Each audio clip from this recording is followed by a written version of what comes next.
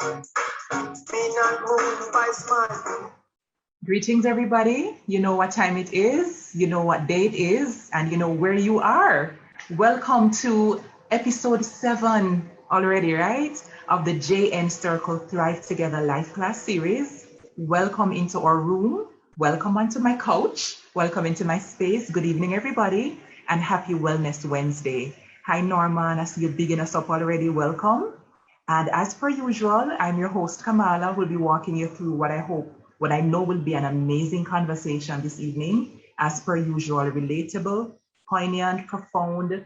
We're going to laugh. We're going to have a really powerful time today. Hi, Samantha. So thank you for coming again. And if you have a minute, just reach out to somebody who normally come to life class beside you and tell them class start. And this evening is going to be epic. All right.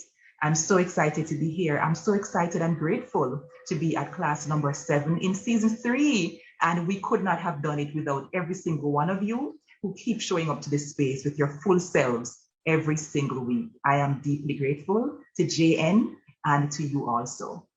As per usual, we have an amazing lineup of guests. This evening, we have 2 lovely women who are going to be co-journeying with us as we talk about parenting or parents. Tips and testimonies this evening. And I'm going to invite on stage with me, Suwana Malcolm Wright. Suwana, how are you doing today? Welcome. I'm fine, thanks, Kamala. Thanks for having me. Good to have you. My absolute pleasure, Suwana. Thanks for accepting our invitation to come on Life Class. And Suwana is going to be joined also by Simone Sharrier. Welcome, Simone. Good evening. Good evening. It's good to be here. Everybody looks so bright and beautiful, and I'm feeling the warm energy just radiating from both of you. So I'm so excited for this evening's convo. So as usual, you know, we have a couple housekeeping matters to just finalize really, really quickly. So please permit me to share screen one dege more time as we just highlight a couple things to frame our conversation this evening. So again, our topic, if you're just joining us, our topic is parenting or parents, tips and testimonies, all right? And you've already met the 2 panelists. A little bit more about me. I'm Kamala McWinney, a therapist and psychological safety coach. You can find me at White Lotus Blooms across social media. And you've already met Simone Sharrier in blue, looking radiant. She's an associate counseling psychologist. So she's a colleague of mine. And I also have Suwana Malcolm Wright, who is the founder of Transformative Solutions Limited. And we're going to hear more about what she does over there at Transformative Systems Limited. Now, as you may already know, we have a chat feature. You can drop your emojis, drop the good energy, drop the LOLs as we continue our conversation. We also have the raise hand feature, which we hope we can utilize this evening. If you want to come on stage, come on microphone and ask a question of one of our panelists, then you will raise your hand and we will acknowledge you and bring you on stage and offer you the microphone. And we also have the Q&A box, which is completely for questions for the panelists. And we do not share, if you don't want us to, we do not share the names of the persons asking the questions, and only the panelists and the host can see the names, all right? So ask whatever you feel like you need to, and we'll be more than happy to bring your questions in and give you solutions this evening. With that being said, we're going to do the other housekeeping matter, which is to launch our pre-class poll to get a sense of how to do. This is what week number 4 of lockdown. I lose in count, honestly.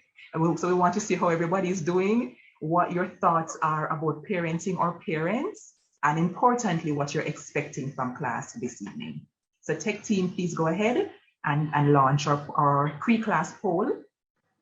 And in the meantime, I'm going to just start the conversation with Simone and Suwana. And of course, the panelists and the host cannot vote. So we just have to allow the participants to fill in, right? Suwana, you look like you're jealous. You want to vote?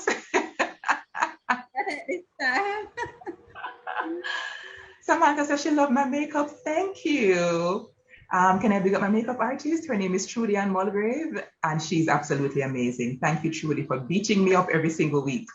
All right, so we're talking about parenting our parents, and it's a very relevant topic. I would dare say at our age and stage, Suwana and Simone, because as we are now adult children, the relationship dynamics tend to shift, right? with our parents, for those of us whose parents are still with us. And even if we don't have our biological parents with us, at different points, we may have older relatives or siblings who kind of fill a similar role. And sometimes we end up having to adjust those roles as well. So first things first, make we lay the foundation this evening in terms of what do we mean by parenting or parents? What comes under the gamut of this? And I'm going to jump over to Simone to give her thoughts on this first. Okay, parenting or parents, that, and some parents might be thinking like, exactly what you're talking about, parenting who? Parenting or parents, for me, I've had the awesome task, responsibility, joy to parent my parents, and I'm currently parenting one. I've lost one who I've parented and I did exceptionally well. So I'm patting my own shoulders.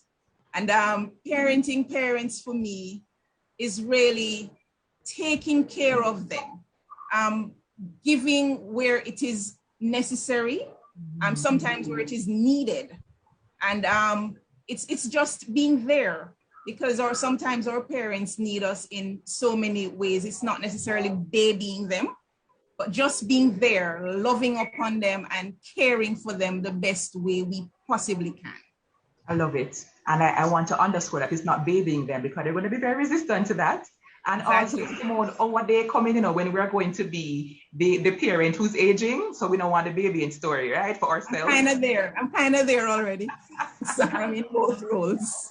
I understand fully. And so, Anna, what are your thoughts about parenting or parents? What does it mean for you?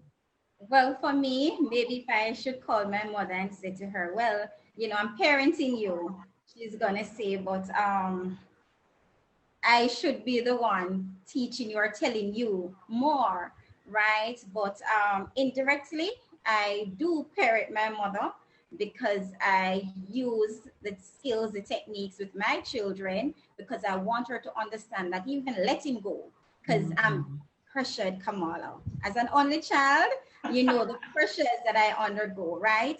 Because the calling and, so on, I have to keep up with that, right? Ensuring that she's okay, I have to take that task on. Financially, I may not be taking on her responsibilities as yet, but I am here to reflect, and also to get a feel from what the audience has to say on their side, how they actually parent their parent. And I tell you, my two panelists working with me good and proper, because that's the perfect segue to pull up the results of our pre-class poll to find out what all of you said, right, as it relates to what you're looking forward to, how you're doing, etc. So let's go through now. The first question, how would you describe your current mood? And let's see what we have. We have 93% of you are, well, let me go again. We have 81% of you are either okay or happy, all right? So we have a couple of persons in the space who are feeling sad or miserable, and we're sending you just beautiful, soothing, loving, positive energy this evening, yeah? And we hope that by the time class is done, something would have happened to at least lift your spirits even a little bit. So we're working on that for you today. And thank you for coming to live class despite not feeling so up. We appreciate you every week. Question 2, when you think of parenting your parents, what comes to mind? And here we go now, ladies. 60% of you said supporting parents through tough decisions and experiences. That's what you think by parenting. We're glad to hear it. And 19% of you said having major responsibility for their day-to-day care due to ill health, etc. 14% of you said having major financial responsibility. And the other 7% of you said taking charge of them because of stubbornness, right? Stubbornness, or sometimes poor decisions that they have made. So only 7% of you said so, but at least some of you said so. So we went tackle that this evening as well. Do you or have you had the experience of parenting your parents, or we want to make sure? Let me see now, 84% of you said either yes or sort of, and 16% of you said not so much. The fourth question, how would you describe the experience? 47% of you said manageable, 28% said difficult, 19% said it takes getting used to, but I'm coping. And the ladies, 7% of our audience said, I don't like this at all, right? So we're here with some support for you this evening. And the fifth question, which is our assignment for this evening, Suwana and Simone, is what are you expecting from this class? And let me see now, we have 37% of you who said tips on how to manage adult parent-child relationships. 37% of you also said inspiration to manage all the demands of living my own life and supporting others. 14% of you said support for dealing with the difficulties that come from parenting my parents. And 12% of you said resources to cope generally with aging parents. So assignment has been set. Now make we see if we understand the assignment. We'll be able to check that at the end of class with a post-class poll. All right. So I want to start off just reflecting on the different areas, just lifting them up one more time that can come under parenting our parents. Sometimes it can mean almost being a coach, like side by side, walking them through being a major supporting figure in them making difficult decisions or walking them through tough experiences, such as maybe divorce or relationships ending, don't it? Sometimes it might look like walking them through retirement, right? Or some other type of separation from work. And audience members, I love when you drop it in the chat what your specific experiences are that you may be parenting your parents through. It may also look like some financial responsibility, Simone. It may look also like helping our parents when they are experiencing ill health, when they're ailing and they're not able to care for themselves. That might also look like them living with us, right? And us assuming like the day-to-day responsibilities. And I also want to lift up the piece about mental ill health as well. Sometimes with aging come certain conditions and just otherwise. And sometimes the conditions existed before this stage. And with aging, it just becomes more prominent. Yeah. Is there anything I missed, Suwana, Simone? Anything else you want to highlight from here, so from early out? You're on point. Okay. Well, just to add one to that, the whole idea of hoarding, or maybe that's such a strong word, of protecting all that you would have acquired all over the years. Yes, sometimes for us, the children, it can be a little task, with our parents. Exactly. Yeah, absolutely. Yes. So since you touched that hot button topic, Simone, let's go down that road. Let's talk about what I hear so many of my friends at my age and stage referring to as our parents stubborn.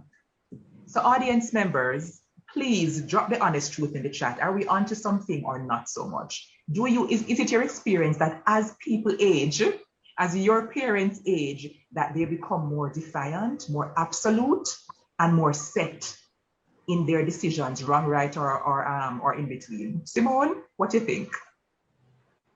Well, like I said, that word is rather very heavy, now that I said it, it just jumped out. And then I'm thinking, I wouldn't want anybody calling me a hoarder. I spent all my life acquiring all this. And to be honest, these were important things. They might not seem so important to us, the children, no. But at the time, they would have acquired it for some reason. And those items that they would have hoarded, they got it so we could have benefited, and we benefited. But at this point, it might be something that's outdated. Yes. For example, like we're in COVID season, it could be a manual humidifier as opposed to something you just plug in and ta-da. Yes. So these are some of the things that, we have to look at rather than just going and say, hey, mommy, daddy, grandma, it's time to fling out this something. Fling out what? How long? Yes. So approach it in love. Put yourself in the position. Ask questions. Mommy, tell me about this thing. And then you might realize, well, it's not so much of a hoarding thing. It's really absolutely necessary. I might need to borrow it when electricity goes, kind of a thing. So, I would suggest, in the beginning, when we think about hoarding, to approach it with love. Whatever we do, it's going to be, our approach is always going to be one of love and conversation. Listen to your parents, hear what they have to say. And what can be really remarkable is in your parents speaking, they answer the question sometimes and realize, I really don't need this. So, so sometimes if we just have a conversation, yes, we recognize that we're over here as in the children, making much about nothing. It can be sorted without major conflicts. All right, so Simone comes in peace this evening. Simone says, lean into gentleness, coaching, coaxing, and letting them give us, even sometimes the history of these objects so we can rope them into the decision-making process. And I like it, Simone. Let me hear what Suwana said, and I'll tell you my thoughts and the thoughts of our audience members. Go ahead, Suwana. I agree with Simone, but I'm looking at it this way. It's their investment. And if I probably need something at Ashley's now, I would have to do big savings, right? So back then, maybe they would have to do their partners, they have to do their big sacrifice to own these things. For me, no, I probably would want a whatnot or a buffet in my house, right? But it is dear to them. And another thing that I was looking on today, what we now call accent piece, it's actually figurine. It's just that they're in different colors, right? But when I visit my mother's house, they're in white, they're in some bird shape. It's just that the birds are more fancy today and they're pretty green, So we actually have the same things now. So as Simone said, be gentle with them, help them to pack them away or to even rearrange the place. Even though once I was saying to my mother, boy, the modern look and the long time things, then when you put them together, they don't really come. But I find that when you do some coaching, little by little, they drift because they do have some exposure in at one point where they said, okay, I saw that on XY program, so I'm going to try it. So just help them to pack them away or to rearrange the place. But, it's an investment for them and it's dear to them. So I understand. I love it. Yes, I understand, for us, we want a different look. But for them, let us accept where they're at. Mm-hmm. And I think that's a very powerful element of any healthy relationship.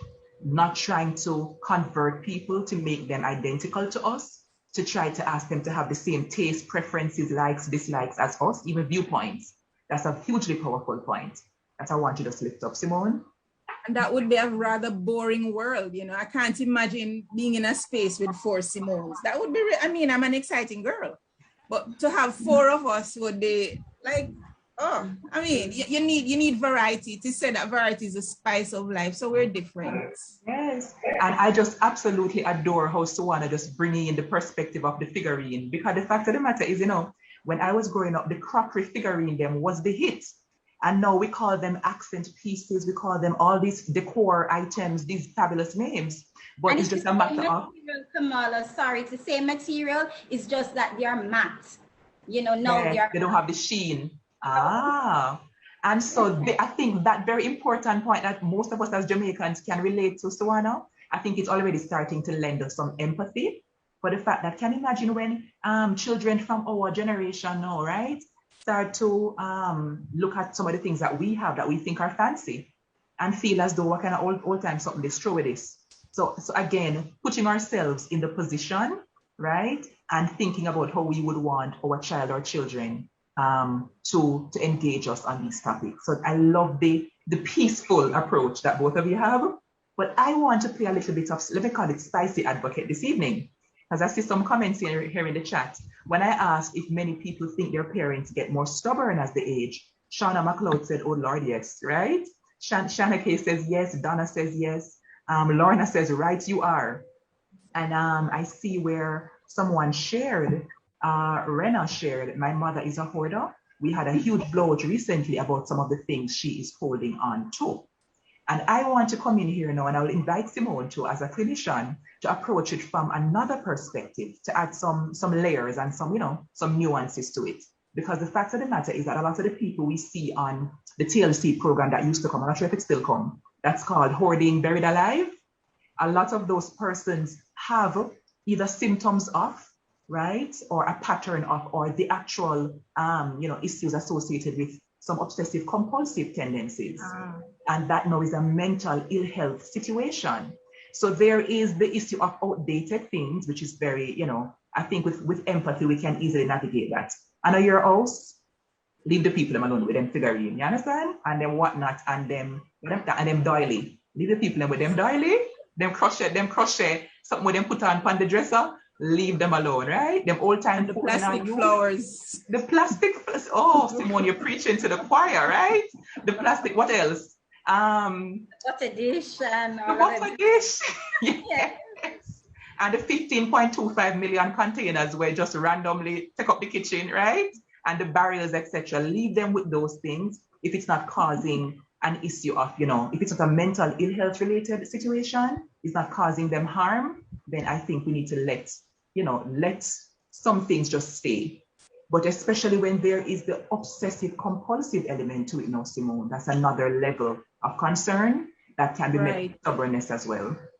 And what I'm thinking, as you mentioned, OCD, is the fact that many of our parents would have grown up with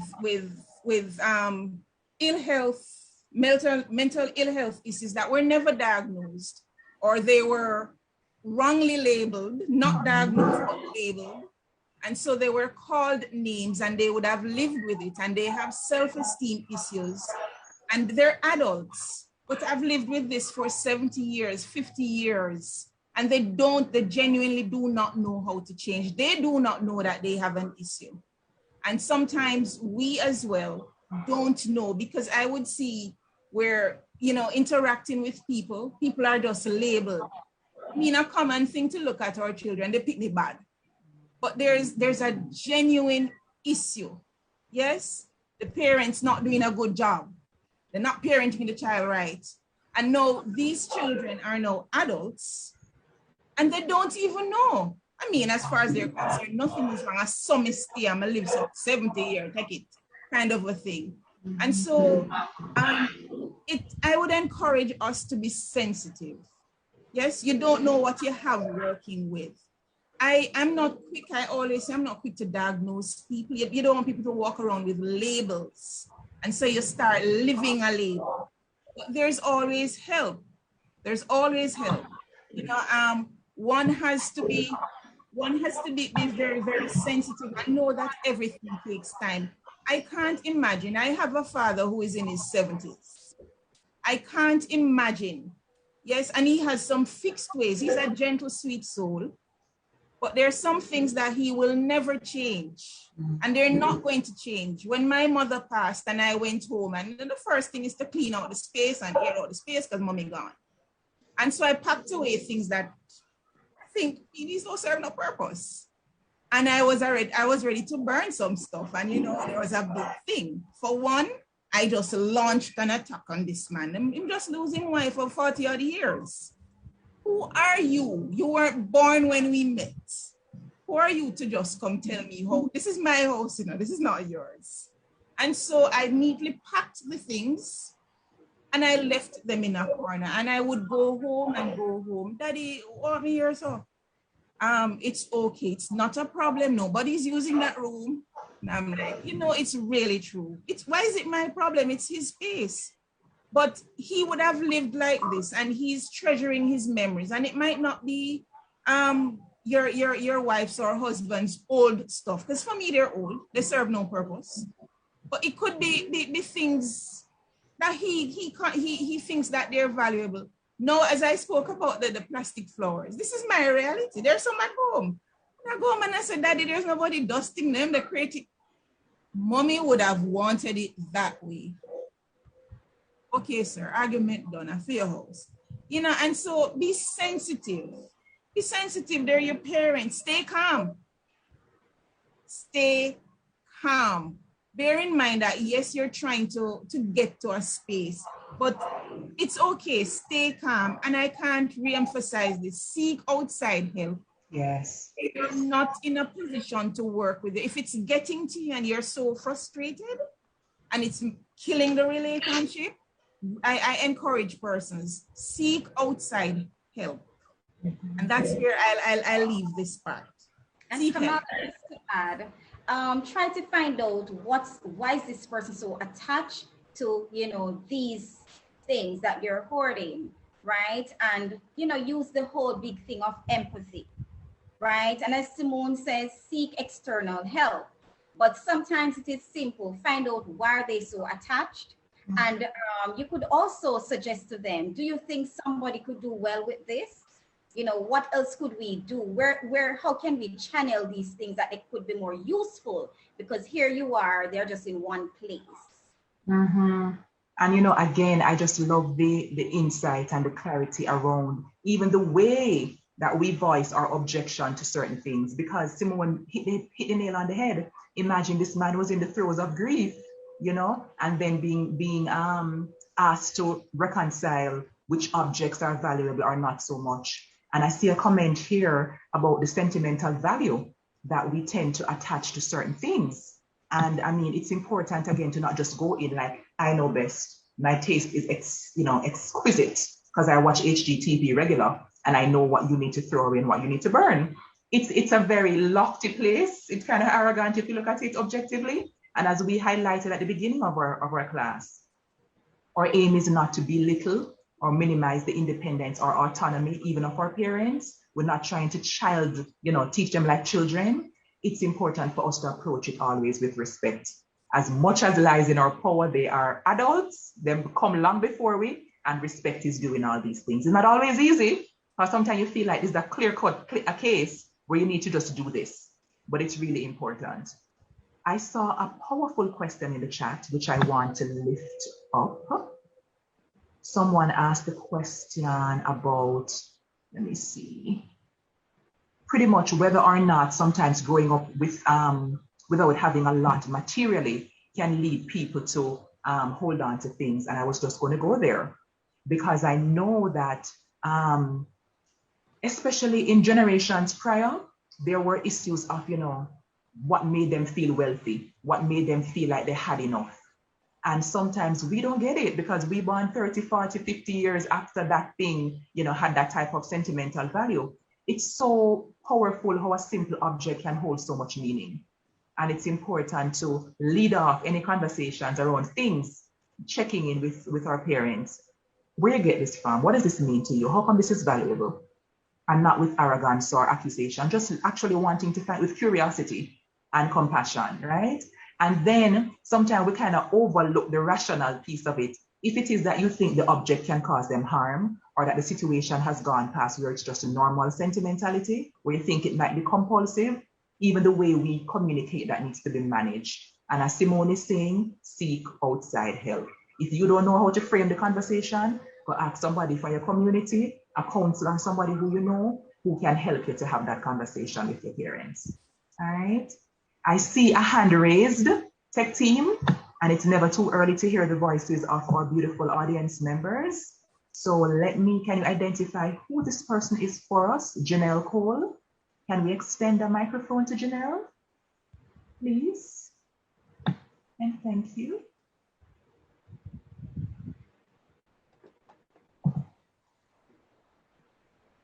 All right, so while we're setting that up, I still see Janelle unmuted, or muted rather. Janelle, do you still want to come on micro? Okay, go ahead. You're unmuted now. Welcome. Thank you. Good evening, everyone. Could you please repeat the question? So I saw that your hand was raised. I just wanted to get a sense of if you had a question for our panelists. Oh, no, my bad. That was a mistake. So sorry. All right. Any thoughts you want to share on the conversation so far? Anything that jumped out at you while you're on the floor? I'll just straighten the chat. All right. Thank you, Janelle. No problem. All right. Excellent. I'm going to pull up some of the comments from our beautiful audience. Shanique says, as you age, the undesirable elements of your personality can become more prominent. Many old people were always stubborn or hoarders, but because they're at a more dependent stage or have diminished mental capacity, which comes with aging, it is more grating. Let me see who else. Thank you for joining us, Janelle. Tasha says it is difficult as sometimes their rationale is incomprehensible. I understand, Tasha. It's about appreciating differences in personality and tolerating it for their comfort. And Greg was lifting up the notion of the plastic on the couch and the plastic on the chairs, right? As one of the things that can be difficult to manage as well. And Ebby has given a personal example. Ebby says, my 14-year-old thinks I'm a hoarder. It's hard to let go of some things, especially if they are sentimental to you. Yes, yes, yes. All right, so we've gone through one of the big ticket items, and we have come to some beautiful understandings about where things come from, what caused them, and how to tackle it, right? Let's talk now about independence and dependence and the shift that can come as we age, and if we have children, what that looks like for both the adult child and the parent, right?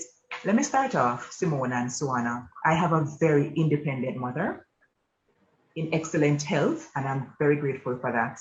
And I literally pray and say, Lord, do not let her become weak because of, or frail because of health issues, because I feel like her personality just will struggle with being dependent, especially on me, her only child, whom she has prided herself on being a supporter to, right?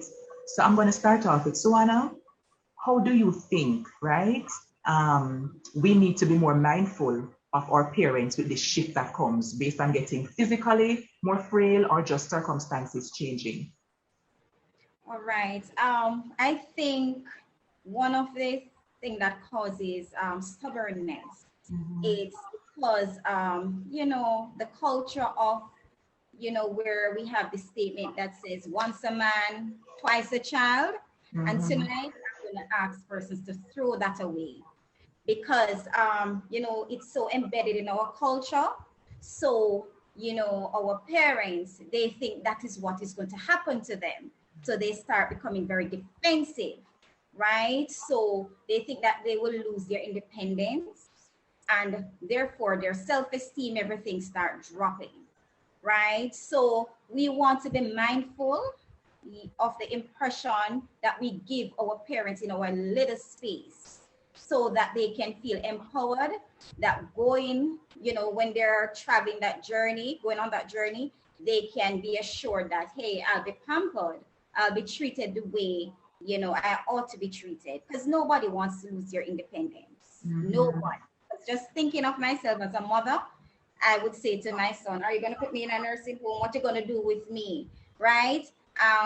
My mother always said children are not investment. And as I said, it's the culture that, would have been set, to say, well, your independence soon on and all of them stuff there. So we want to consider, how they will feel and try to see once they're functional, just reassure them that even though you may be, have your high blood pressure, whatever your situation is, I will ensure that I treat you with regards, with respect, and I'll try to understand, even the type of person your parent was when he or she was, up and going. Let us see if we can keep that. They like to dress up, they like their little pocket money. If you collect them pension, give them some, even though they're not going anywhere to spend it, but we want to help them to hold on to their independence, and that will eliminate confusion and stress for you as a caregiver or for you as a child, right? It will limit that amount of stress once they're able to function. So let us try to push empathy, but try to be considerate of how they will feel. I love that. Simone? Okay, I have given thought to losing my independence. So I'm totally dependent on this, right? So I'm not able to see anything on the screen, right? And I'd be home and I'm a mother. So one of my daughters would bring me something. Mommy, look at this, read this. And I'm saying, get my glasses. By now they understand that when they're taking me something to read, then they need to walk with the glasses.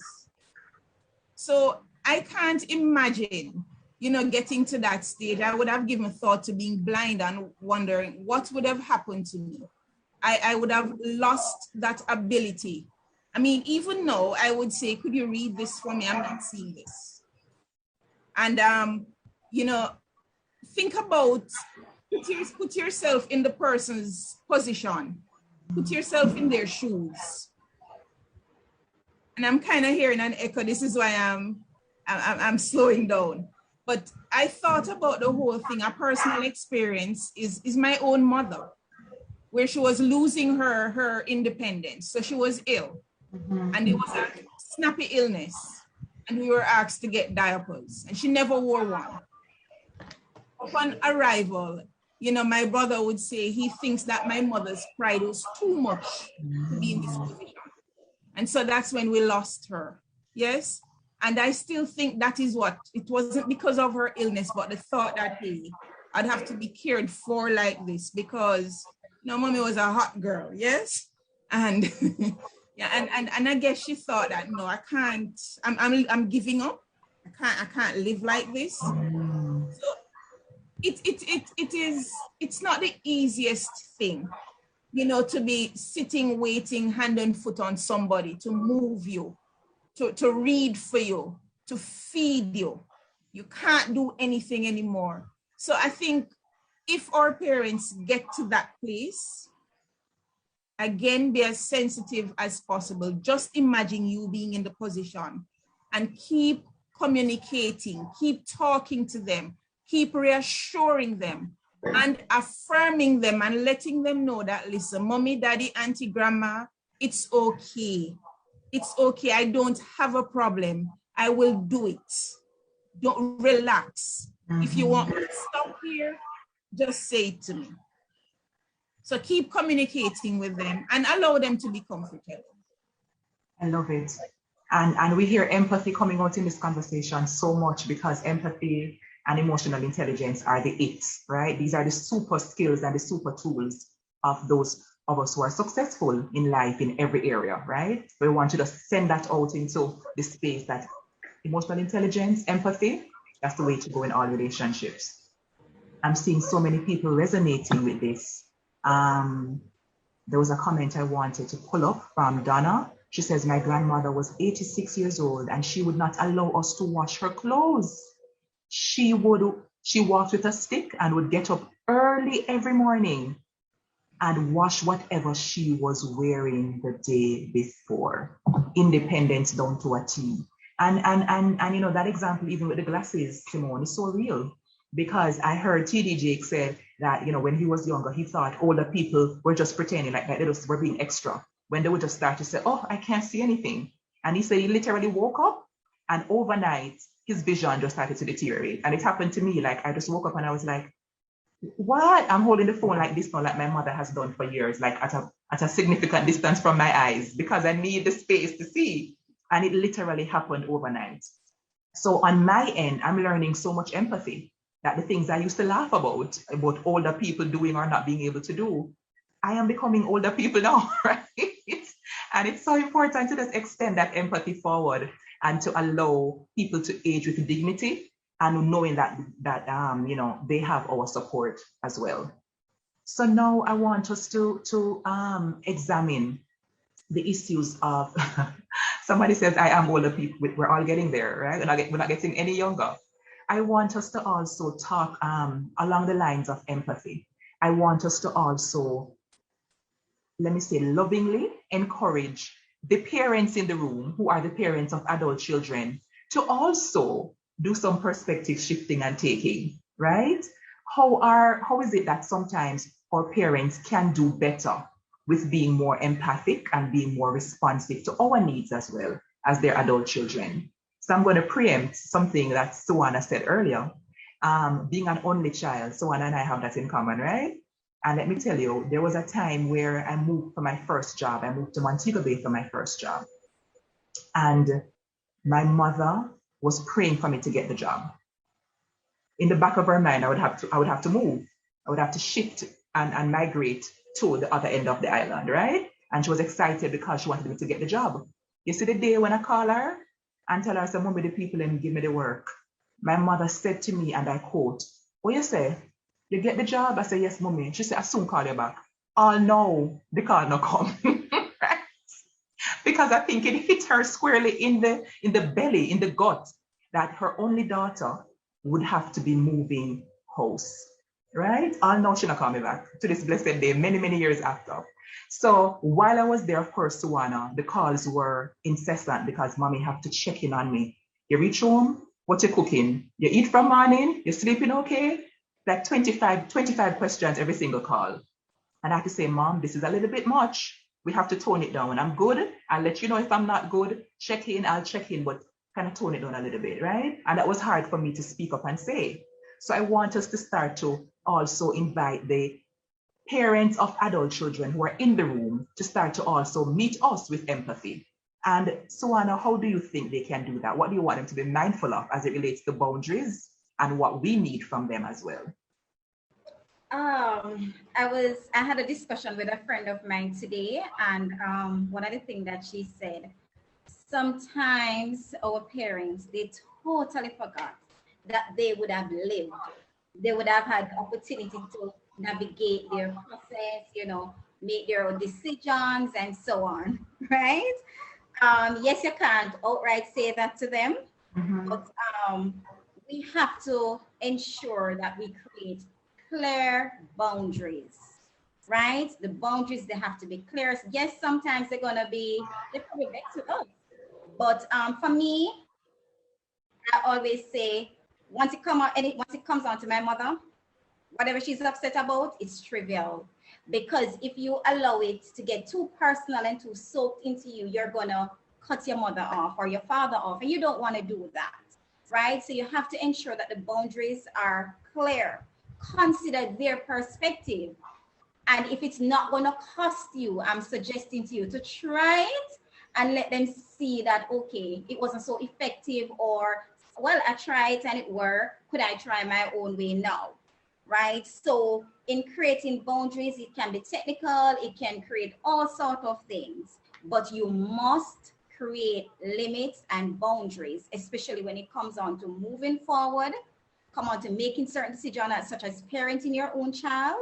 Yes. And for you, Kamala, you know, going into a new job and it is your passion, it's gonna take some level of effort. But once we do it with respect, right? And I always say, I will never forget my mother, right? So I'm guilty of this. I need to start doing more with her just to reassure her that I'm not gone, because sometimes they think that they are losing you, especially if you're getting married. They think that they're losing you, right? So that's a part of the process, the attachment. I can picture a journey to Kingston. So if I know I'm going into Kingston, today is Wednesday, I'm going in for probably Friday. My lecture starts once I say I'm going into Kingston. It used to be frustrating, but I readjust. You wake up yet? Yes. You drive out, 8 o'clock, the boys are off to school. Who dropped them off? Who's gonna pick them back up? Or you leave Kingston yet? And you know, it used to be frustrating. But I realized it's not costing me anything to just work with that. So some things you can accept, but the things that you know is going to affect the dynamics of your career, your parenting, you have to ensure that you put down your foot, but do it with empathy, with love and respect. Absolutely. And we keep on going back to those two key words, right? And I'm grateful. You're so sensitive at this point, very, very. So we have to stress empathy and respect. Yes. And I love how you highlighted the importance of boundaries as well. And I'm seeing that we have at least one parent of an adult child, Donna, who says, yes, my children told me that. Stop calling so often. They can help themselves now. Donna, how did that make you feel? Because I know that, as Suwana highlighted, it can be a very difficult experience. These children who were dependent on you for life and sustenance get big and strong now and independent, and it can mess with your sense of identity. Who am I if my children don't need me? And especially if this growing up of your children coincides with, you know, perhaps you losing your identity as an employed person, going into retirement. You can just feel like, wait a minute, where am I useful? Where am I needed? You know, who needs me? How can I be and feel useful? Simone, I know you have an example for us. I feel it in my spirit. Come through. Okay, a very classical example. I'm putting myself in the position of the parent. So here came COVID, and it's the very first time that I'm leaving my older daughter alone. I mean, she has been begging for it. But helicopter mother I am, it has never happened. And, you know, we would work out, Mommy, when I get to 15, or is it 16, or is it this? And I'm like, when the time comes, you'll know, because I just can't imagine leaving my child alone. And COVID came and I needed to go on the road. And there was school online and she's left at home. And I'm calling. I drove out. Before I left the driveway, I came back in because I just could not bring myself to leaving my child at home. And then, like about 15 minutes down the road, I called. She's in a class, but I'm still calling. Then we develop a little code thing. And one day I got, Mommy, I'm in a class, you know. No, I mean, I'm talking now, but it hit me so hard that day that this child doesn't need me. Yes. And then it brought me back to when I left home for college. My mother cried and she wept and she cried. And every time I go home, it's like I'm just leaving. And I'm like, what's up? I have to study. But for me, you know, when this child said to me that, listen, I'm in a class. And the reality hit me that she is managing. There isn't an issue. And she would have said to me that, listen, Mommy, I can manage.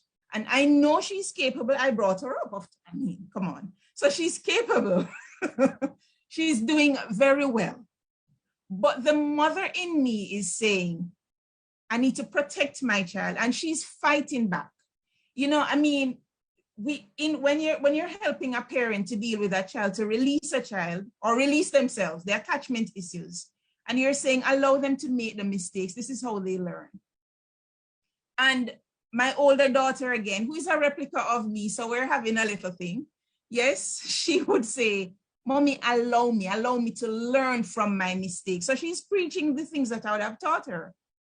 But I'm saying it is hard. So I can't imagine when I get down that road, you know, it's going to be, I guess this is learning ground. But as parents, we have to recognize that the child is an adult. Yes, your child is now an adult. So we have to kind of step back. We have to allow them. We have to allow them. Speak to them like they're adults, because they're adults. Give them room to make their mistakes and learn, because guess what? We will not always be here. You know, we the parents, we will not always be here. And as parents, whatever is happening, you know, Swana mentioned the whole thing of boundaries and conflicts. There are going to be conflicts. Find ways to resolve them. So as a parent, take responsibility for that relationship. So it's not, the onus is not just on your adult child, but as a parent, it goes two ways. We have to take responsibility for that relationship as well and accept the feedback, whether it seems a little negative. I can't take the negative feedback. It's hard, honestly. It's really, really hard on me. But we have to learn that it's a learning ground and we're in this world together. So accept the negative feedback and let's learn to resolve our conflicts in an amicable way. Very well said. I for something that you just said. Absolutely. Said it's the mother. It's the mother in you. So I know they will always be saying that. But they too need to be responsible or help to maintain, you know, the relationship with their adult children. So, you know, I really want to reinforce that. Yes, it's the mother in you, but you also have to give some level of space. And remember, they always say, oh, I wanted to learn to do this. I wanted to learn to do that. Build your skills. So remember, parents, you're growing children that are self-sufficient. So once they become an adult, and you always say, well, what if you go to boarding school? How are you going to manage? You know, so remember, you are growing children that will be self-sufficient, independent, and wants to make conscious decisions. So give them an opportunity to do so. Yeah, I love the honesty. I love life class, but listen, I so enjoy bringing these different perspectives to all of you and to myself, and just the candor and the vulnerability in the shares. I really appreciate it this evening. Samantha has dropped a comment in the chat. Samantha says, my relationship wasn't great with my mom when I moved out. After chatting for some time, she only reached out to me for favors. In that moment, I realized that I had to speak up if I wanted her to see me as human. Wow. I created boundaries and now we're closer than ever. You would just have to find what works for all parties. Oh, I love it. Greg says, I have to be dealing with that right now as the only child. I get all the calls at all the times about everything I do or I'm about to do. Greg, we get it. We understand. And Donna says, and Donna come back. Donna said, yes, I can relate to Simone. And Shauna McLeod sigh, I tried the boundaries and it not working. And we're going to talk a little bit about that because I know that boundaries is a very juicy topic and a very big ticket issue that can be very finicky, right? So thank you for all your wonderful comments. Donna says, whenever I don't hear from them, I go on Instagram to see if they have been on. Donna confessing right now in life class, right? So let's talk about boundaries, especially within our Jamaican and maybe we can say the diaspora, the Caribbean diaspora context, because the fact of the matter is that the way many of us, we can't speak for everybody, but the way many of us were socialized, our parents are in charge, right? And boundaries were not very, very clear and are very, what should I say, emphasized, right? As something that was important for our well-being. And I want to start the process for many of us this evening of shifting the narrative about boundaries in parent-child relationships. I'm not yet a parent, so I'll declare that, 2 hands up, right? So Simone and Suwana and Donna and all of you who are parents, come to me if I'm wrong. But I think at bare minimum, some things are important, not easy, but important. I think on the journey to parenting, especially before the child becomes adult, right?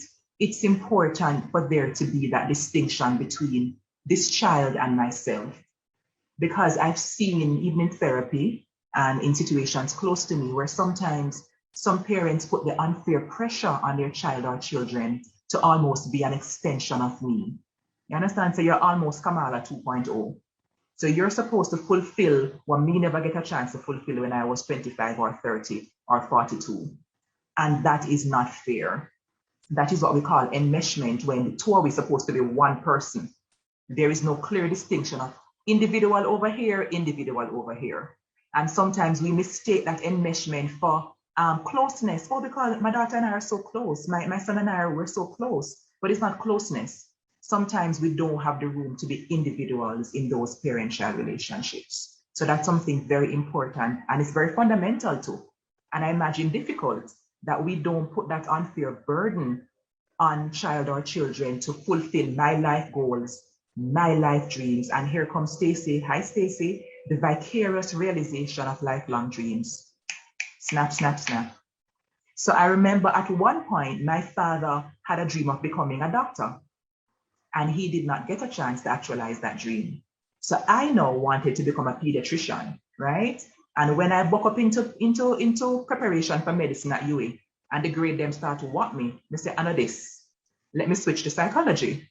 And my father was most distressed because, oh, you have to go psychology what, right? You have to go to medicine. And I'm speaking from that experience as well, yeah?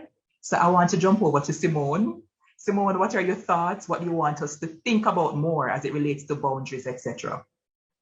Okay, I love to, by now you probably would have known that, yes, analogies and examples, and I'll have to pay my children one day because I do use them, but I did get permission. Yes. But again, my older, which is nowhere near an adult, not even a teen yet, she would make it very clear to me, Mommy, I am my own self, because these are the things you teach them. Yes, that they are individuals, they operate, they need to function on their own. And so I think I would have tried to do that. So I get that a lot. So there's constant, back and forthing in this place. I mean, good, healthy ones. I'm up for it. But I learned early that, hello, you might have given birth to me. I'm your child, but I'm not you. So yes, we wear the same surname. That's all, nothing else. But as parents, we have to be aware. We have to be self-aware. We have to know who we are. Our children are not us. Yes, and they will never be us. Try as we may, they might decide to become a doctor because Mommy's a doctor or that kind of a thing. I hear none of my children say they want to become psychologists. And I'm like, seriously? Oh, go on here, so. Yes, one is into medicine. I don't know what's going to happen, but into science rather. But we have to, as people, in whatever relationship, whether it's parent-child, any relationship, be self-aware. We have to know who we are. We have to understand that people are different, and people, or children, need to function on their own. Can you imagine you have 10 children and 10 children decide that the 10 of them going to be teacher like mommy? What kind of boredom is this? Yes, how is this family going to be sustained? So we have to be we should allow people to be themselves. So be aware. They say self-awareness breeds success. This is not just academics alone.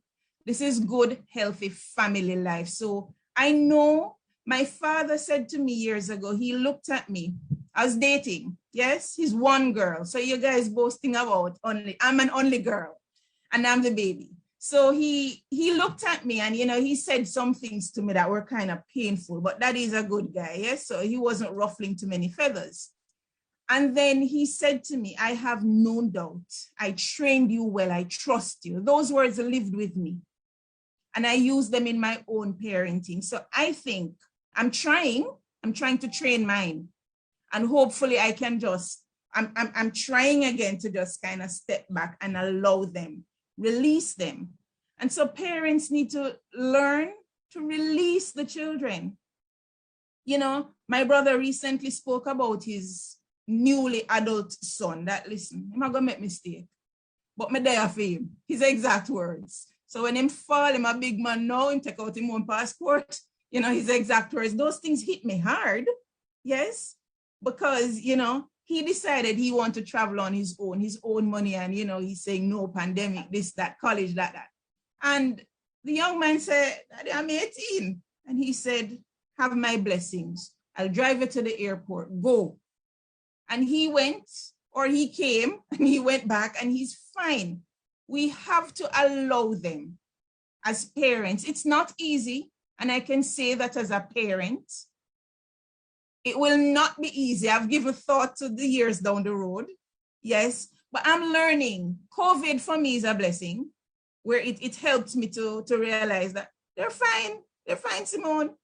You are not God. You're not the one holding them. Release them. Yes. And so we have to understand that the universe is not in our hands. It's not us that make this thing spin. You have trained your children well. As hard as it is, release them. Yes, release them. That part, Simone, I think for anybody to release anything is hard, much less after conceiving a child or coming into parenting in whatever other means by adopting whatever it is. I can imagine that it's difficult. And we want to say that we have the tools to do difficult things. We're affirming you and affirming ourselves that we can do difficult things, we can do hard things. And it's important to do these hard things because otherwise we get the resentment and we get people feeling stifled, etc. And that doesn't, foster good relationships. Let me pull up a comment and I'll get Suana's thoughts on this. Let me see now. Olive says, Olivine, as a mother of grown boys, one of whom is married, I try to go against the spirit and leave them alone. It must be noted, though, that my experience is that although they want to be left alone, they need us to assist. Where am I? They need us to assist. Sometimes it's difficult for my mouse to navigate it. They need us to assist in little decisions.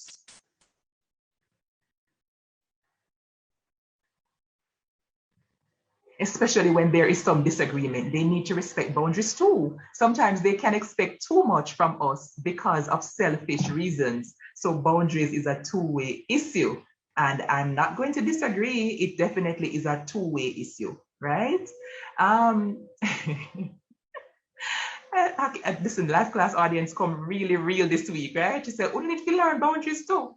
And I'm going to push back a little bit, Olivine, because guess what happens sometimes? Sometimes parents set children up to expect a lot from them because it makes them feel good when they deliver, right? So sometimes my mom struggles because, she has taught me that, Kamala, I'm going to do it. So when I was growing up, for example, she'd say, Kamala, come, let's cook something. And when I start to take ownership of it, no, let me do it. And so I said, well, I don't really want to be cooking like this at my age right now. So be great. Go ahead and do it, right? And so sometimes parents thrive on that whole feeling of being needed and sometimes set the children up to say, mommy will always, daddy will always rescue me, support me, come through for me, lend me money, whatever it is. So it's important to also manage expectations and boundaries. Yes, Simone. Right before Swana jumps in, the operative word based on what Olivine said is to assist. Assist means that you give them some space, release them. So when they need you, they call you. Or when you need them, you call them, but assist, not just allow them. And another thing is that assisting means we check in. Simone, do you need help? Or you stay? You all right this month end? Or the bills? Let them tell you when they need you is also something to bear in mind. Come through, Mrs. Malcolm, right? What you have to tell us now? As you said, assist. I'm gonna just say something that my late husband would have said about his mother. Once he's very demanding, and his mother would say, you know, not this time, not this time. I find him toned down and everything, and they may have a disagreement, and he'll say, you know, I'm gonna call mommy, and I'm gonna tell mommy that I need this and I need that, and I'm saying, but remember, when you ask her or you tell her that you need this and you need that, she may say, she may hold on to you, use it as a control mechanism, but he never backed down. He said, well, it's my mother, I'm going to call her and I'm going to ask. So Olivine, yes, as adult children, we're going to call and we're going to beg and we're going to ask if you can buy a plane ticket, pay the school fees, something. So yes, we will be begging, but that doesn't mean that we're going to lose sight of where we need to be and how we're going to get there. One of the discussion that two of my friends and I had today was that the reality that our parents are have lived in, sometimes they don't understand what our boundaries. So you know where it begins and where it ends, right? A friend of mine today, as I said, she indicated, Swana, we have to honor ourselves. You know, once we are put in a place where we feel stifled by our parents, right? And she also indicated that sometimes our parents forget that we would have suffered some holdback or some trauma because of their doings, right? So once we want an opportunity to try something for ourselves, it becomes a problem, right? And the other friend of mine, she indicated that she would do the parenting and do things within her space so her mother can understand that, you know, this is how we want things to flow.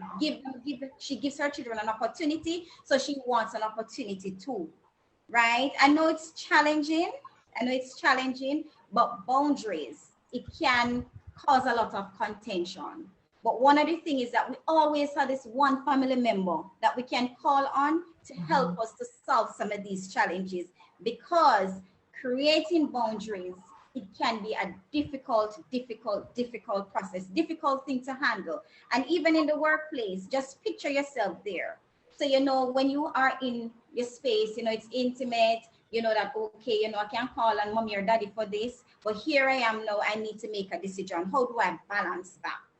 Right? So we have to look at our mental health and see how much we can handle, right? My husband always say, you know, the grandchildren is an issue, right? So, you know, just let mommy keep them today because she really loves the children, right? So where we can compromise, we'll compromise, but it's where it begins and where it stops. And that has to be clear, and we can't allow it to get out of hand and then try to fix it, right? So once our lives are moving along or we're transitioning, we have to settle some things.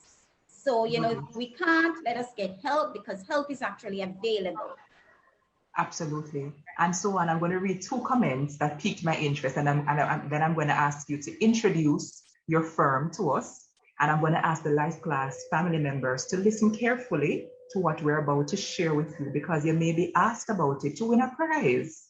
And we have 3 giveaways this evening. So Simone and Suana, please hold me accountable to give away 3 gifts this evening. Not 1 or 2, but 3. And all of them must go because this is the last episode of season 3. All right. Samantha says, I tell my mom to cut the veggies when I'm cooking because she always wants to assist, right? And I can fully understand. Greg says, Kamala, that is, wait, where Greg comment gone before Pillars? Kamala, that is what's going on with me now.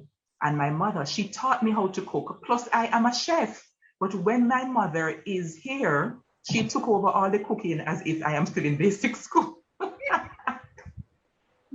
And let me see what Pilar said. Pilar says, listening so far, and I'm now realizing that I'm the one that still need the parenting. Shake my head. Like I'm me, we know what I talk about because my mother is the opposite. She even say I need to go find some friends and leave her alone. So this is what life class is about. Life class is about opening up our eyes, our perspectives, and our hearts to embrace, more healthy options and to embrace choices that serve us better. Pilar, at this Suwana, at this halftime moment in our show, I'm going to ask you to tell us a little bit about your firm. What do you do? And I'm going to give away a prize right after, right? Right. So the name of my company is called Transformative Solutions. So we transform, we train, and we coach. So we are committed to using our expertise and our experience to transform large and small businesses. So we offer training in what we would consider sensitive matters. So, stress management, sexual harassment in the workplace. I'm open to helping companies to formulate their sexual harassment policies. Grief therapy. A lot is happening now, and persons actually don't know how to handle, the stressors. So we help with stress management and personal development. So, I'm always open to have persons going to work and feeling as if they can get some help at work. Love that. And Suwana, please drop your contact, not the name of your entity, because that's going to be something we're going to ask, but please drop how they can contact you in the chat box so people can feel free to avail themselves of your services. And I see Jennifer, not easy, Jennifer trying to get a first dibs on the prize, right? Let me go ahead and give away a prize to the first person who they think is smarter than me, to the first person who can accurately drop in the chat the name of that mental ill health condition that Simone and I spoke about that may be one of the things that contributes to hoarding behaviors. Okay, remember several minutes ago? Jennifer still with it. Congratulations, Jennifer. And look at everybody going now. I think Jennifer was the first person, am I correct? So the tech team will sort through and be the judge, but I think it was Jennifer who still won it. Congratulations to whomever has won. And you will have the chance to do some shopping because we're giving away Amazon gift cards to all of our beautiful, not to all of you, but to those who win this evening in our live class space. All right. Simone and Suwana, we have a powerful question in the chat. And after we respond to it, we're going to segue into talking about how sometimes guilt and fear can impede the relationship between adult children and their parents, especially when it comes to caretaking. My mom, my dad, my aunt, whomever it is dependent on me. And I feel bad that I feel stressed out about it. We're going to talk about that in a few minutes. But first, a very, very interesting and relevant question from one of our members. And the question is, how do you handle a spouse or partner who has an unhealthy relationship with a parent? In brackets, there are no boundaries, especially when this affects your marriage. Example, your husband's or wife's mother tries to interfere in your affairs. Oh my word. Simona coming right down your avenue. Talk to us, please. Okay, again, story. So yeah. I'm married. And prior to marriage, I said to my now husband that, listen, talk to your family for me, talk to all your brothers, talk to everybody, because I am not from this enmeshed family. I think I grew up and I'm fine. I can do without them. Like I listen to Suwana speak. I don't have that kind of a thing. I was very close to my mother, but I don't necessarily want nobody in my space too long. That's me. Yes. So probably I have some disorder and I need to sit with it. I don't know. But I'm very comfortable. So we sat down and we discussed it. I only have brothers. My brothers will not be here. My family will not be here. I mean, they can pass through, you know. But this is not a guest house for you to, you know, it's not an Airbnb. So don't get too comfortable. And I made it clear just like that in his face. And he didn't have a problem because he's like, we have we have an understanding. Yes. But I can't imagine. I mean, that would drive me crazy. But I can't imagine, you know, living with that kind of a thing. But if that thing exists, again, communication. We have to sit down, and this might need external help. This might require that you're going to sit with a third party who has no connection to both of you. Yes? So you're not thinking that, hey, she's siding with you because, or she's siding with you because, or he is siding. But get a third party. We lay it out. Be as transparent as ever. This is what I'm feeling. This is how it's affecting me. It has nothing to do with you. It's not a personal thing against you. But this is where I'm at. There, I understand you, but this is where I'm at. And then you have that third party help you to, you know, with that third eye, that trained eye, yes, to listen to both parties and find a middle ground, because sometimes we just have to compromise. Yes, a middle ground that both parties are going to walk away. You might not necessarily be happy, but walk away with the aim, the goal that, hello, we're working at something. We may very well come back to it, you know, but it would be easier to come back to it and accept it, knowing that you were willing to hear me out. And we tried working on it and it just didn't work. But this is what we have. So let's take on step 2. But this can be really, really tricky. I've had persons sit before me and say, this is the situation and I just can't manage. It's a difficult one. So for me at that point, I'm saying, get a third party, get an independent person and just go with an open mind and just air your issues. And live happily ever after. We really hope so. So Anna, let me get your thoughts and then I'll share a couple. I like that, Simone. Live happily ever after. But it's very sensitive. Very, very, very, very sensitive, right? Because I find that whenever you have situations like those, usually there's a root cause. Is it that your husband is dependent on his mom financially? In what regards, you know, there are other issues, you know, that could have been triggering that. Is it that he's afraid to confront her? Is it that your husband is having a management issue when it comes on to how his household should operate? You know, there are underlying issues that need to be dealt with. And as Simone indicated, it's only, and I'm going to be honest with you, a family meeting can't fix this. You know, if a restorative justice practice could fix that, or some counseling. So you have to seek outside help, and they are free outside help. So don't worry about the money part. It's just for you to seek, right? But usually there are underlying issues. What is mommy holding on to? What is your son holding on? Why can't he be open with her? You know? So I'm suggesting that you get help, as Simone says. And I wouldn't tell you to approach it, because clearly it's been happening and you have been talking, but he's not responding, or your mother-in-law is not responding. So get some help. So let me tell you, it's a very heavy, it can be a very heavy situation. And I know that in some Jamaican households, the idea of getting even neutral third parties involved can feel like you're violating boundaries, you're violating privacy. And I think sometimes we think about violating secrecy as well, right? Because we want to keep our secrets to ourselves, because privacy to me should not prevent people from getting help. But unfortunately, for some people, it can feel that way. So my suggestions are pretty much in line with my 2 panelists here, which is, 1, we have to lean into the difficult conversation. Is it a case and I can't answer?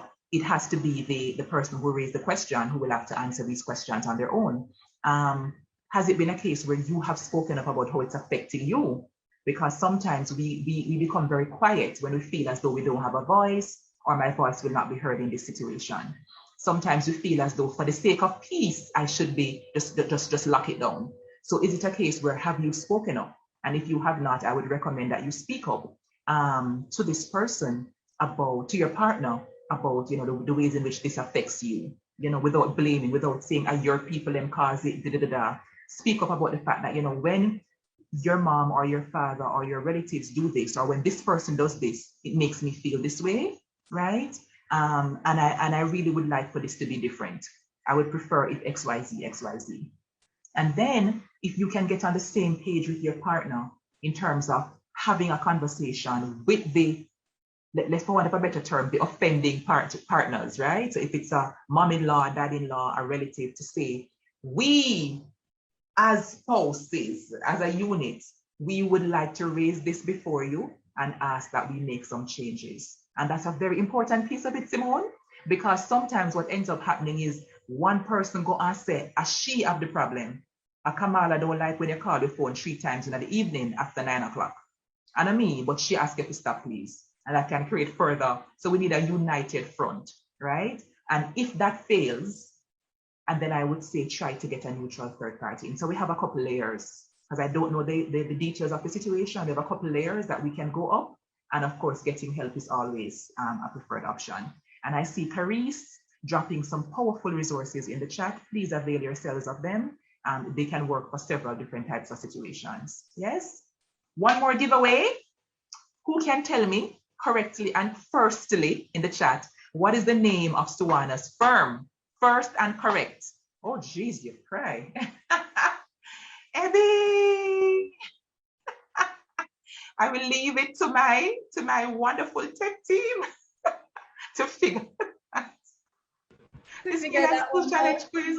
I saw answers flying up on the screen.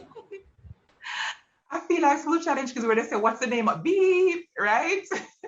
So tech team, that's on you. I'm giving that to you, right? And I think Celia from our fabulous production team has identified a winner, and Ebby says, thanks. Congrats, Ebby. All right, so let's talk now about those instances in which our parents, perhaps due to physical ill health or mental ill health, are more than anything dependent on us for care. So perhaps they have moved into your home, whether you live alone or you have a partner or children, and they have moved into your home because that is the best option. Sometimes that can be tricky too, Simone and Suwana, because sometimes it's best for other people in your family. So my siblings don't want to manage this particular situation, so it falls on me. So there can already be some difficulties around the fact that mom or dad lives with me, right? But let's talk about how we can show up to respond to the challenge, because it is a very real responsibility, and it can come with many challenges. We want to normalize for anybody who has that experience this evening that it's okay for it to be hard.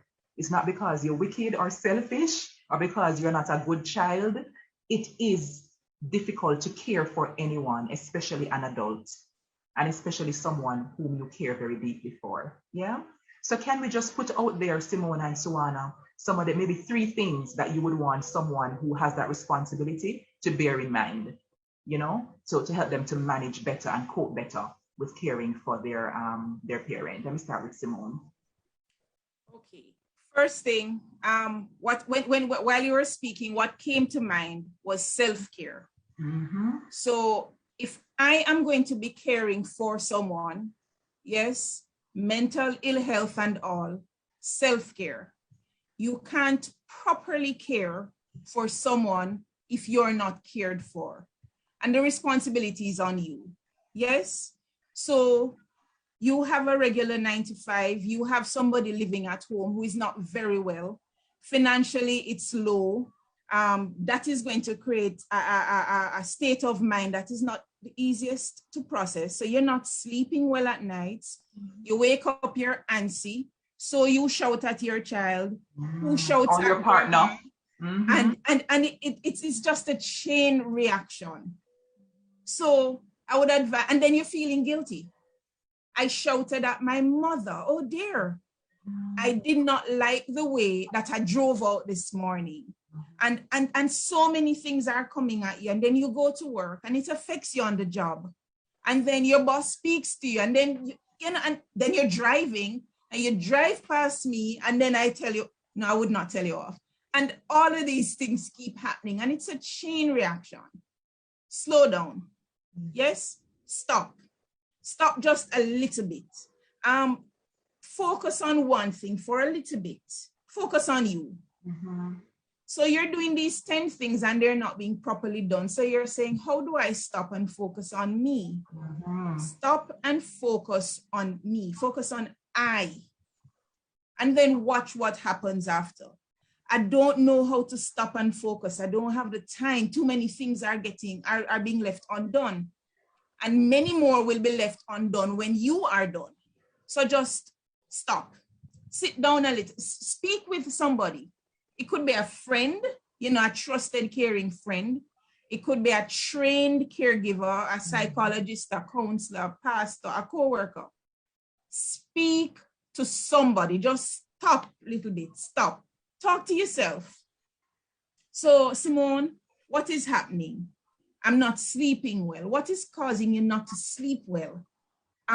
Because I had so much left undone when I got home, or I wasn't so sure how mommy is doing, or I can't pay for the surgery, or I'm not so sure what's happening to daddy. And because I had to use my own child's school fee to take care of this bill, and the reality, I can't feed my relative properly. So they require 5 fruits per day. I can only do 1 because these are our realities. Or ensure. That's rather pricey. And so, you're thinking of a substitute, and then you're saying, I'm shortchanging my relative. And the myriad of things. Swana alluded to it earlier. Help is there. Yes, there are avenues. Yes, there are places that have people, resources that reach out to pensioners and that kind of a thing. People cannot help. You can't get help if people don't know.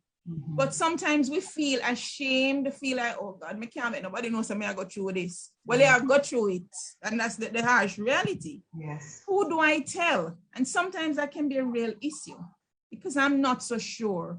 Will it come back at me? Well, I normally say to people, I really don't care what you want to tell anybody. If you help me and I'm helped, be off with you. I'm sorry. I'm good. I'm right along. I'm fine. Yes. But slow down.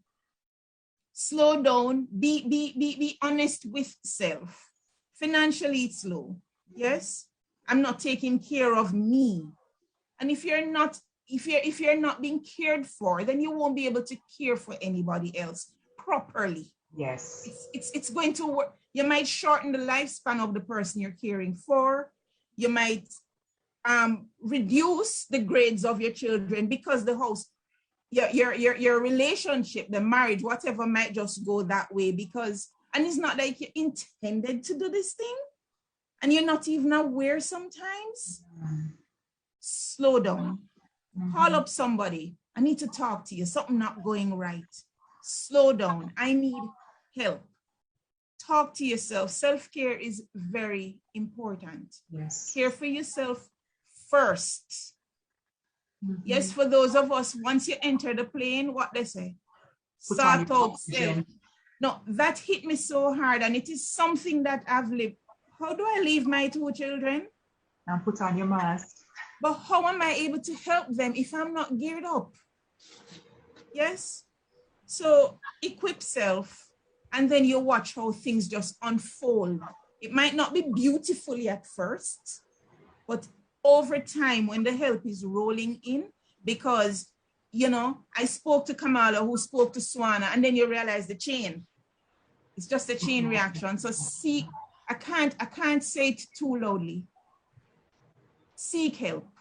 You can't do it alone. It is said that it takes a village to raise a child. It takes a whole community to do anything right now. Yes? So just be cautious of where you're at. Keep assessing where you're at. Be aware of what's happening. Pause, slow down, take some time, and watch things happen differently. Absolutely. And I just want to just should be right there. So Simone, the point about how for many of us, especially in the professional workspace, and sometimes I dare say, as Black people and Black people who live on this side of the equator, there is a way that we believe that the harder we go, is the better for everybody. And we don't stop to think about rest as having the rest being lending itself to productivity. Like rest is not just about being lazy or not working. Rest is productive. Sometimes the most productive thing you can do is nothing. Just pause, fill up back your tank, have some mental space to think about the next move or the next bill, right? And approach it with a full tank versus, an empty one. So beautiful points there, Simone. And in a second, I want to ask you to also share, to whatever extent you're open, about your own experience caring for your mom. What were some of the things that surprised you, perhaps? And what do you want us to take away as well? So, Anna, what do you want to see? Your top 3 things. All right. So I'm going to start with acceptance and forgiveness. I'm suggesting to those caregivers, first, you have to accept where your loved one is at. And I know earlier I indicated that, sometimes the issues that we're having, it arises out of experiencing something traumatic that, the person you're caring for now would have caused it. So you need to forgive. And that sometimes lightens the burden. Create a pattern. Sometimes our caregivers, they don't have a pattern. They will get up and they do this today, do that tomorrow. Oh, guess what? I'm not going to do this until 12 o'clock today. So create a pattern so you can get some time for yourself, right? Because that self-care that Simone spoke about, whether you're parenting somebody or you're parenting your children or your parents, it is critical that you take some time for yourself. So creating a pattern will give you some leverage for your husband, for your children, for your plans, for your regular lifestyle, right? Another thing that I want to encourage is to capitalize on technology. I went away for the summer and I realized that there are some little tools that makes life easier. So sometimes the person that you're caring for don't even need you, and they're not expensive, right? And they're accessible here. So capitalize on technology. If it's upstairs, see if you can get a lift. Figure a way how, go fund me something. Sometimes you have relatives who are willing to send the money, but they're not willing to come and sit with that person. So if you capitalize on that. Because that mommy may have 12 children, but it's only one that is actually the burden is left on. You can send your mommy and your daddy for weekends, right? It doesn't have to be to another child or so. It could be your best friend. You say, take mommy for the weekend for me, just for Friday night. So you can have some time for yourself. So it's just being creative, accepting what is happening, forgive as well, and taking care of yourself and creating a pattern and capitalizing on technology, because technology grows every day, right? And get help to get those technology, because I know sometimes money is the issue. Yes. And we have to be practical. Yes. Why? Let me tell you, I think we could write an article and a book, right, about the good gems that you both are dropping this evening. I want to just nudge anybody who has a question or scenario that they want to come on microphone and ask or share, to just prepare themselves. You can go ahead and raise hand. I want to just play, again, spicy advocate this evening, Simone and Suana. You mentioned something that can be so real and powerful, where, let me give you a scenario. It's completely made up, right? Let's say that there is a son and his name is Michael. And Michael saw his father declining physically. His physical health was declining. And Michael said, Daddy, make we go doctor. And Daddy said, me drink me herb, me guinea hen weed, me serasi, and me, which other one them have in the field where them grow. We're gonna drop them in the comments, please, right? We have a whole, the ball moss, all of those. I'm gonna drink these, me no want go to doctor. And Daddy's health just continued to decline. And with the best intentions, we're coming to you, Simone, don't put down your hand, stay close to your microphone. And with the best of intention, today the Medina and the turmeric, yes, man, I don't know them. That is them of a boil up him remedy, him not taking nothing that is prescribed by Dr. Singh. And Daddy's health fails to the point where Daddy can no longer care for himself. And so a lot of that frustration that Michael had looked like anger because there was really some fear in there as well, right? And now when Michael trying to marry off the nice daughter named Natalie, somebody nice daughter named Natalie, and build him own legacy, Michael has to be expending 1/3 of his income to take care of Daddy because Daddy is dead odd. So Michael is showing up, with the money and the care, but Michael is deeply resentful, and Michael has some internal blame for Daddy. Simone, a quick coaching, some quick coaching words for Michael at this time, please. I'd like to go back to what something Swana said. Yes. First, accepting that, listen, while it's difficult, I did my best. I did my best. Yes. Daddy was reluctant, and we spoke about stubbornness early. Here we have a stubborn daddy because they're set in their ways. I would want Michael to understand that, listen, Michael, I did my best. Michael, I did my best. And you have to talk to self at that point. You have to understand that, listen, I tried. I gave all I could. I did. And you can't take responsibility for Daddy's ill health, knowing that you did. You tried, you gave your best. You have your life to live, and you're responsible for your life. Nobody else is responsible for your life. You are a grown man. You have a life, you have dreams, you have ambitions. And it's difficult. I can't imagine being in that position. It's a difficult position. But at the end of the day, one has to accept reality. One has to do the self-talk. One has to know that, listen, I tried. I love to say to people that, listen, I can't fix everything. And, persons will sit in front of me. One thing I normally ask clients is, what are your expectations of this session? What are your expectations of me? In very recent time, I had somebody sharing with me that, I just want you to fix him. I sat back in my chair and I said, not today, Lord, because, okay, I said, fine, let's come back to you. I'm trying to move away from him because I'm working with you. What is it you want? What you want to see happen? Why you fix him? And so I sat down and I said to myself, problem, because yes. So we have our own expectations. We should have our expectations. We should. Some of us really don't, and that's a problem in itself. Some of us, our lives are wrapped up in somebody else's life. And then we feel good because I helped Kamala and she all right. And Kamala gone. I'm there, so and Kamala not even remember some around here. So we ought to, categorize, segment. All right, I can give this amount and I'm done because I need this amount for me. And we have to be able to, we have to sit down and max it out. Talk to yourself. And, I keep saying it over and over, talk to somebody else, because sometimes it's a little overwhelming knowing that, hey, how do I do this? How do I balance? It can be a really challenging process. Invite somebody else into accountability.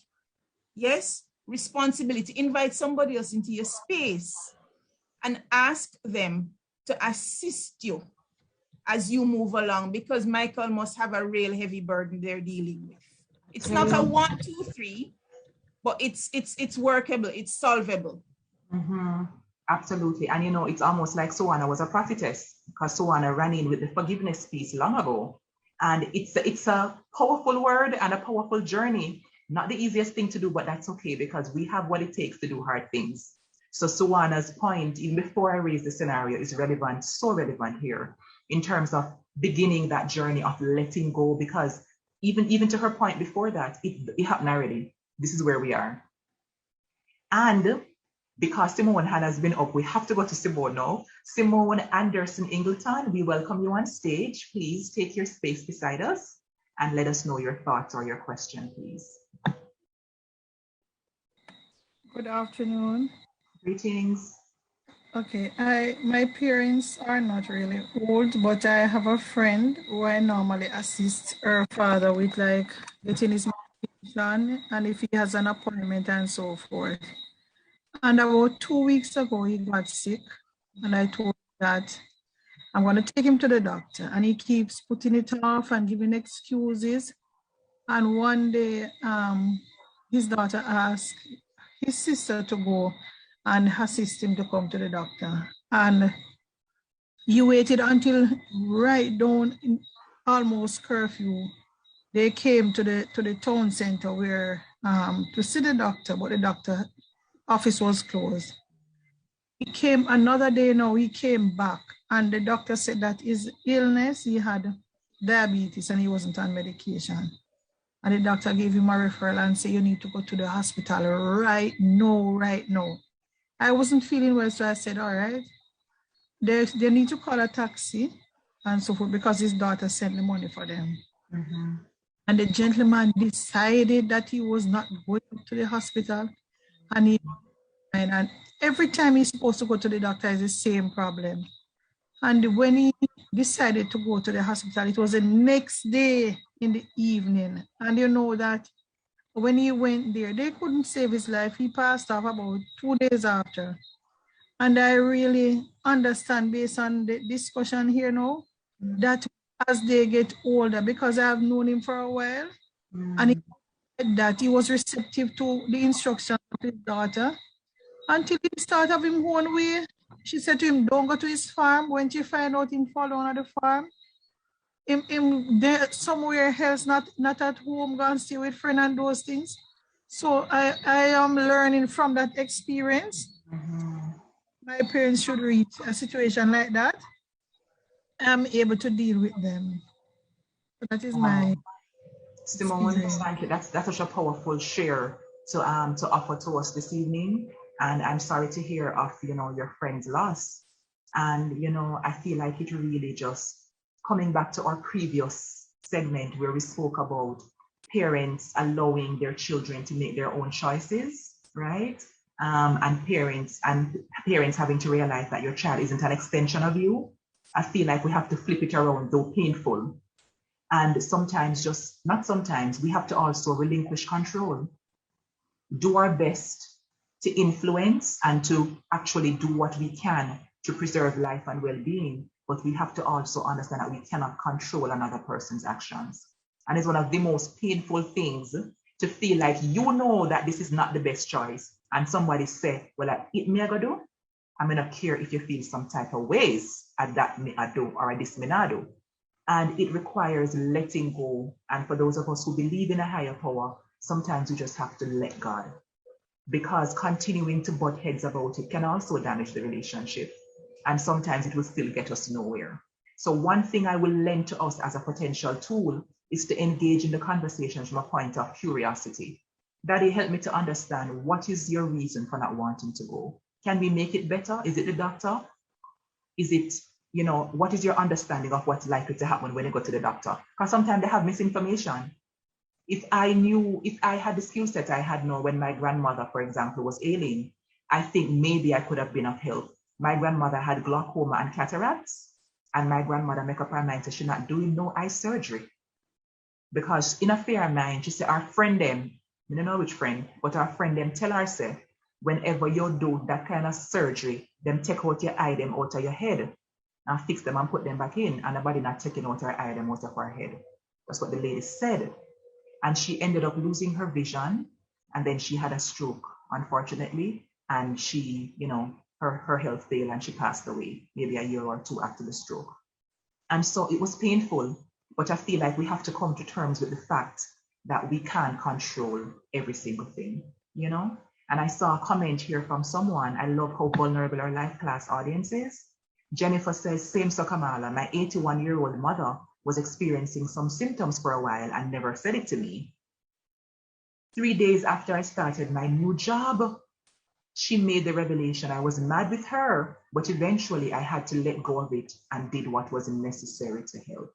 So you see, the story, like we're all living the same lives in many ways, you know? And even though Michael was made up, Michael's story is so many of our stories in different ways, right?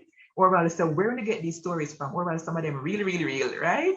I see Greg with his hand raised. Greg, you want to come on microphone? Please go ahead. Welcome on stage. Yes. Good evening, everybody. I have one little story to tell.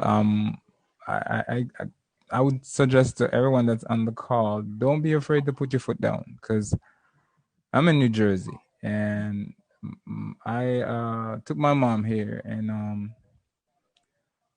I remember for 2 years, when she just got here, I was a chauffeur for like 2 years straight. Mm-hmm. And this particular day, I keep asking, like, do you know where you're at? Do you remember the street? She said, what do I need to know street for? And I'm like, you will know one day, right?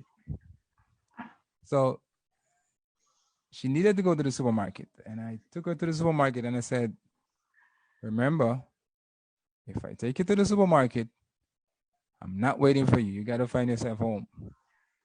And she was like, you know them Jamaican mother, they just, tell you don't want me to bust up your face. Right? So I took her to the supermarket and I said, I'll see you at the house. Do you have money to find yourself home? She said, you go along. And she walked inside the supermarket and I drove off. I drove home and I sat home and the phone ring and the phone ring and the phone ring. And I did not answer that phone. About an hour later, guess who shows up at the house? She found her way. My mom.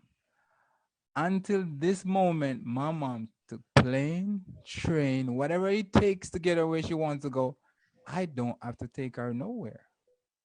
Yes. After that one instant. So don't be afraid to put your foot down. Mm-hmm. She's already your mother. She can't put you back up there. So put your foot down. And I did it. And tell you what, even though I'm the only son, I'm like the daughter and the son in one. Mm-hmm. So I got everything on my shoulder. Mm-hmm. The girl talk, the lady talk, I got all the talk. So don't be afraid to put your foot down. And yes, that's my share for today. Thank you so much, Greg. Greg has been very active in our chat for the entirety of season 3. And yes, I want to just shout out. Big up on yourself. From Jersey.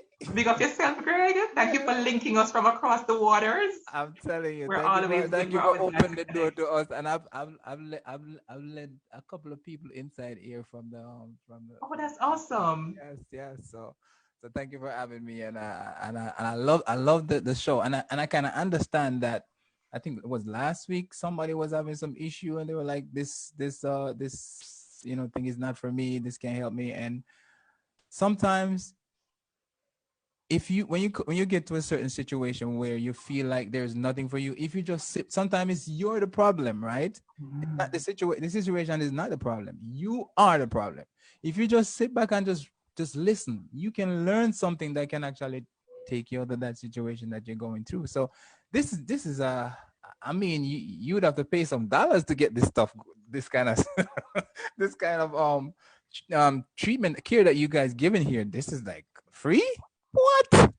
Sign me up.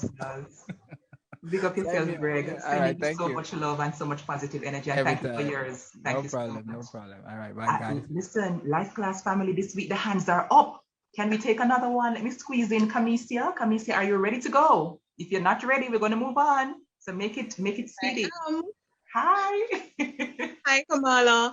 So hi. My question, and I'm asking on behalf of myself and all the other firstborns, when you find yourself in a position where you're not only you're parenting your siblings and then you have to sort of parent your parents in the process, how do you handle such a situation? Because it's almost as if the age gap between you and your siblings sort of put you in a position where you end up having to give them some guidance. Mm-hmm. But the issue is the parents has the last word and the last say, but they don't necessarily have the knowledge of where the world is going and what the child needs to be doing and what the soft skills and the hard skills are that they need to be learning so that they're prepared for 10 years from now.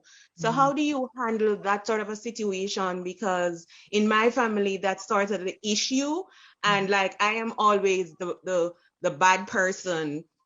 I'm always the person who is making everybody's life miserable. At least that's how I feel, because people don't want to be around me because I'm always talking about progress and what's going on in the world and where we need to try and achieve, what are the things people need to try and achieve. And if they're working on something, I would give them a wider perspective because I would have traveled, etc. How do I deal with that sort of a power struggle and conflict, if we may call it that? That's really huge. Camisa, thank you for sharing. Lexica Rabbit has an initial thought about how you can manage it. She says with copious amounts of alcohol, right? I don't know if that's the JN approved answer. I don't drink. That's not an option for me. I don't drink.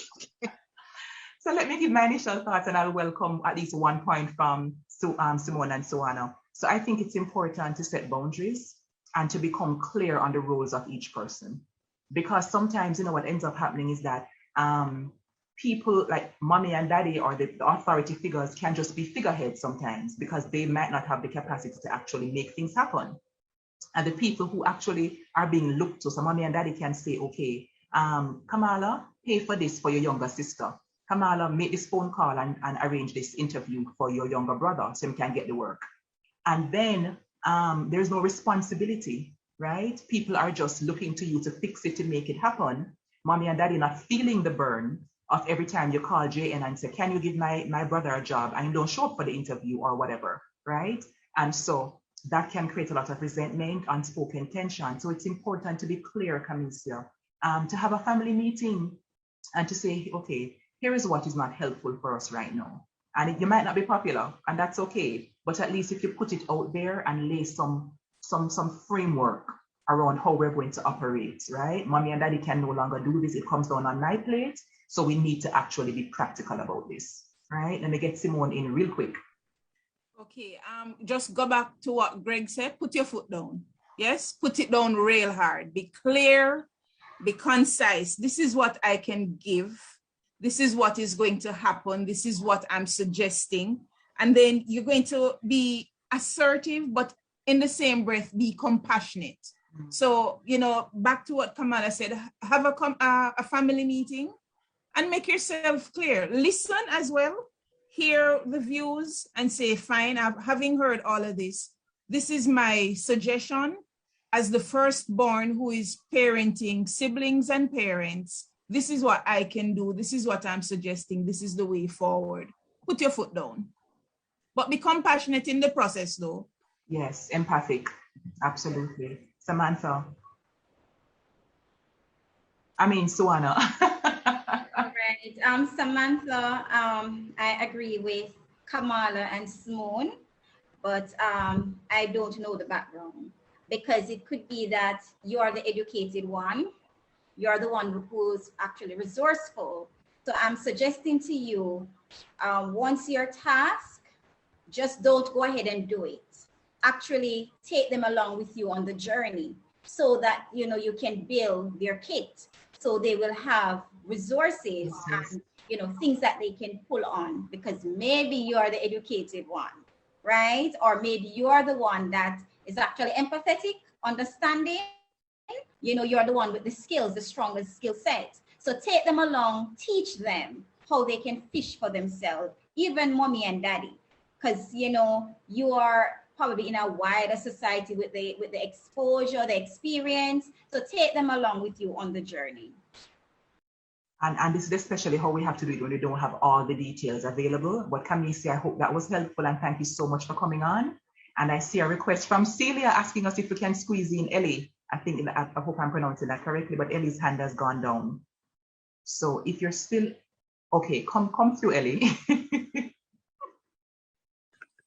Hi, good evening, ladies. Good evening. I have two things to say. I am really enjoying these live classes, and I hope they don't come to an end after COVID. I hope there's some longevity planned into this. because being able to have these conversations has really helped me to realize that I'm not the only one dealing with some of the questions and issues that I've had to face. So I just want to say thanks for these seminars. I'm really enjoying them. Then in relation to my, I don't know if it's a question, concern, or observation, I'm the last of 5 children, but somehow, I guess because I'm the only child living in Jamaica, I'm left with the responsibility of my adult parents. So I feel like I've gone straight to having 2 adult children, parents, without even having had the chance to stop to live my own life. In a lot of ways, it feels like I've gone from studying university and then all of a sudden I'm the parent for my parents. So it's a lot to deal with. And when you love them, sometimes you think loving them means doing everything to make sure that they're okay. But I had reason very recently to put my foot down, and I felt so terrible. I felt guilty when I had to put my foot down. I felt like a terrible child, but I felt like I was well overextended and in the deep end and perhaps drowning and just couldn't manage because my parents were busy doing what they wanted to do. And at the same time, I'm trying to help and assist them. And we were not coming up at the same point. They were off on a frolic and I'm trying to get things done and we were working at odds. And so it created a lot of stress for me. So I think it would be really nice to hear like, what are some suggestions in terms of dealing with the emotional part of it? Because it's not easy when you have to be firm with your parents, even if you're not disrespectful, it still feels very uncomfortable because it feels like you're being unkind. So any advice that you may have in terms of how to deal with the emotional stress that comes even when you have to put your foot down? Ellie, thank you so much. I feel like you have spoken on behalf of so many people in this class this evening. So thank you for giving voice to that. And I'm going to read 2 questions that I think are related, and then I'll ask our esteemed panelists to give us their feedback as we're preparing to wrap it for this evening. All right. So there's a thank you so much. There is a question here, and the question is it okay to decide to protect your well-being and place your aged parents in a home or pay someone to see to their care if being physically present to care for them is harmful to your life? So I'm curious to hear more about what the harm or the potential harm is to your life, if it's COVID, etc. So if you can drop that in the chat, in the Q&A box, that would be very helpful. But I'm going to just loop that into, one of the concerns, Simone, that many people have around preparing for and actually currently parenting parents. So that's one. Another question came in the Q&A box. Am I selfish for making myself unavailable to my parent who lives with their partner and my younger sibling? It was hard dealing with the emotions of seeing them ill. So the parent had a stroke and visiting them in the hospital. So now I feel like my sibling and their partner should be more present to the situation. So coming in again, Simone and Suwana, that issue of sharing of responsibility and it not being on me alone, right? So I'm going to invite Suwana first and then Simone to give your thoughts about one, as we frame this segment, managing the guilt that comes sometimes and the fear around balancing all of what being a caregiver and supporter to our parents looks like, and then the conflict which I'm hearing from these 2 questions about, how do we manage the shared load and manage the responsibility so that we're not burdened beyond repair. So Anna? Just a quick thing, honor yourself, right? You have to remember you in all of this. And I know, as as the young lady shared, that the guilt and everything will flare up. Oh, it's my mother. Some persons may even look back on the Bible, the scripture, honor your mother and your father. Yes, those things will come in, but you have to honor yourself, because without you can't give. Without the energy, you can't give. So honor yourself. Once you can get assistance for them, don't be afraid to get assistance for them so you can live a little too. Powerful. Thank you, Suwana. Well said. Simone? Okay, I wish I knew now what I know what I wish I knew then what I know now, because I had to care for my mother while studying, and that wasn't easy. And there were many guilty moments. There was a lot of mental anguish and that kind of a thing. But I am free now because I did my best. What I would advise us to do, again, be self-aware. As Greg said again, Greg, big up yourself, put your foot down. Yes, know where you're at.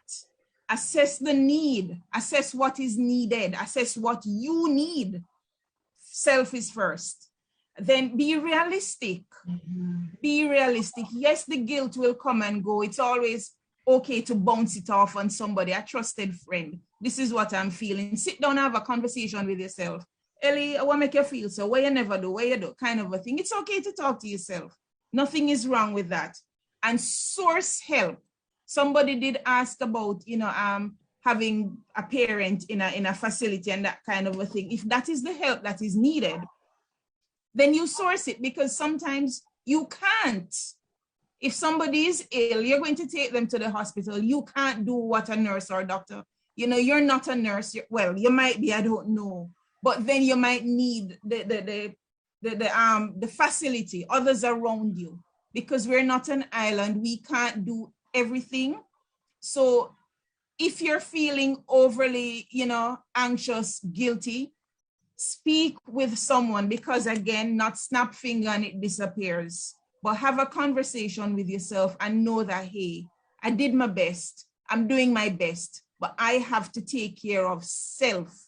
Self-care is extremely important. Never, ever forget to take care of yourself. And sometimes taking care of yourself means releasing self, stepping back a little bit, because you cannot do everything. You can't heal everything. You can't fix everything. You're one person. And the good book in Galatians says, yet not I, but Christ within me. Yes, so sometimes it means that we have to seek that help as well. I can't do it alone. Speak to somebody, attend more Jane live classes and learn more, and keep going, and more is going to come. I don't know. I'm just saying that. Don't listen to me. Yes, but just like you're doing now, and I really always, show appreciation for when these sessions happen. Yes, to make sure, and you're here to learn. So take in all you can get. This is a springboard, because this is not a counseling session. So find somebody to sit down and air it out, because this is why helpers are around. Doctors are around, counselors are around, pastors are around, teachers are around. Seek help when help is needed, and take care of self. So if anybody asks you, where were you? I was calling you from 6:30 to 8:30 and couldn't get you. Tell them that you were in life class. When them ask you what you learn, seek help. We're normalizing help-seeking behavior, because we as people of the Caribbean diaspora, we don't do it enough. Therapy is good. Counseling is good. Jesus is good, but therapy gooder. Not gooder, but it's also good. They go hand in hand. They're practical tools. We refer to our God as the wonderful counselor. You understand? So why we can't seek out a counselor in this earthly realm? And just to reference a comment here from Judine, which emphasizes why it's important for people to hold on to the truths that Simona and Suana just dropped. Judine is mentioning that she's the only child, and she has to do everything because she's the one with the love. And now she says she feels like God is going to kill her when it gets so hard that she can't. And now her sister has left her 3 children, and her mother wants her to take them and care for them. This is where the boundaries piece is hard, but it's necessary to say realistically, this is not practical. I can't do this and everybody be okay. So the answer will have to be a kind and loving but firm no. Yeah.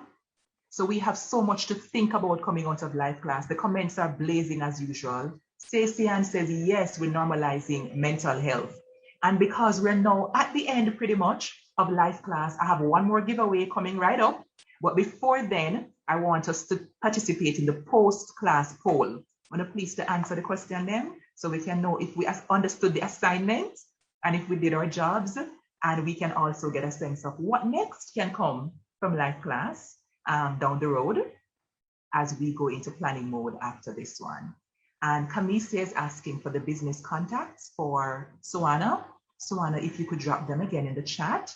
And there are also many counseling services available. And for those of you who prefer to go maybe completely virtual, you can also check out spaces like betterhelp.com, you know, a very well-known space where many therapists are. And if you're in the United States of America, you can check out Therapy for Black Girls, which has a lot of therapists who have the experience and the, you know, the understanding for persons of color, because sometimes we need someone who understands our lived experience as well to help us through.